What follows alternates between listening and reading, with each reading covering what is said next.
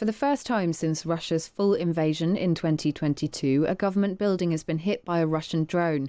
4 people died during what was a huge aerial attack on Kyiv. 805 drones and 13 missiles were fired on the capital city. The attack was followed by a significant moment at the White House. Listen closely to this question to the president and his very brief answer. Are you ready to move to the second phase of sanctions against Russia or punishing? So are you ready to move to the second phase of sanctions against Russia? Yes, I am, says Donald Trump. Well, let's talk to someone who's followed every step of the war in Ukraine. It is The Sun's defence editor, Jerome Starkey. Good morning.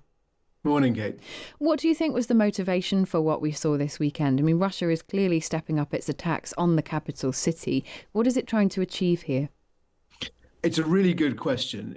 From looking at this conflict, it looks like Vladimir Putin is laughing at America. He's taunting Donald Trump and Ukraine and the rest of its allies to say, what are you going to do? Because Trump has laid down these threats. He said that Putin is going to face severe consequences if he doesn't come to the negotiating table. And he hasn't come. Of course, we've had that meeting in Alaska, but that was nothing really than sort of pomp and fanfare and really a huge ego trip for Vladimir Putin to be allowed back onto the world stage and feted as this powerful leader. But in terms of what he's done, in terms of what we've seen happening in Ukraine, these attacks have continued and indeed they've increased. That strike, which hit this Ukrainian cabinet office building in the central Kyiv, was the largest of the war. But those records just keep breaking this year. We've had over 800 drones over the week, drones and missiles over the weekend. It was over 700 just a few days, I think about a week before that. That was the strike that hit the British Council and the European Union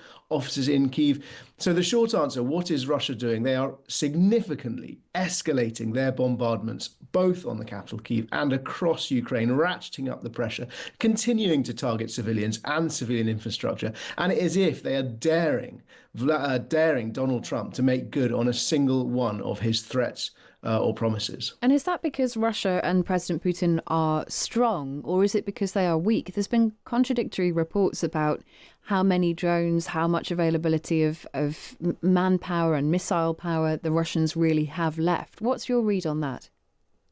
Well, we've written about Russia wearing down its own missile defences. It's running out of air defence missiles in a particular category, and that's the Pantsir system, which is short-range air defence missiles, which Russia is firing almost every night to defend itself from Ukrainian long-range drone strikes. So that is a very particular type of weapon that Russia needs to defend itself from the Ukrainian attacks against its oil infrastructure. So if we separate this, Ukraine has launched over many, many months a successful and targeted campaign to degrade Russia's oil refining capacity. And that's in order to target Russia's economy, but also to limit Russia's ability to fuel its armed forces with the fuel that it manufactures, that it extracts and refines in Russia. So those missiles, Russia appears to be running low on, and that shortage is expected to peak, as it were, or to reach its nadir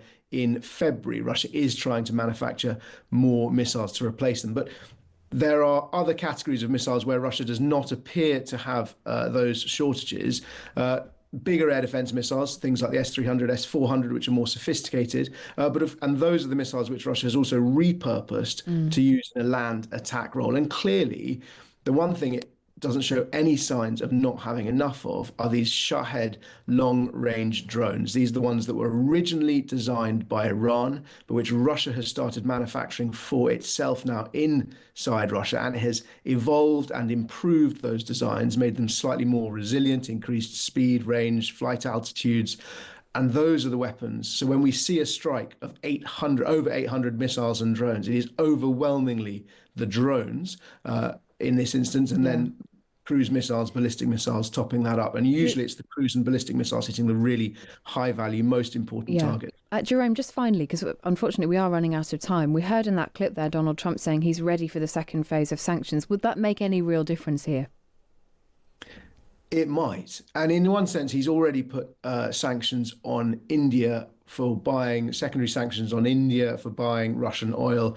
We're yet to see that have an impact on Russia's economy or indeed on its ability to produce and manufacture weapons. The risk, of course, is that when America rather imposes these secondary sanctions, it's going to inhibit America's trade and relations with those other countries. And India cannot be treated purely as collateral in the relationship with Russia and Ukraine.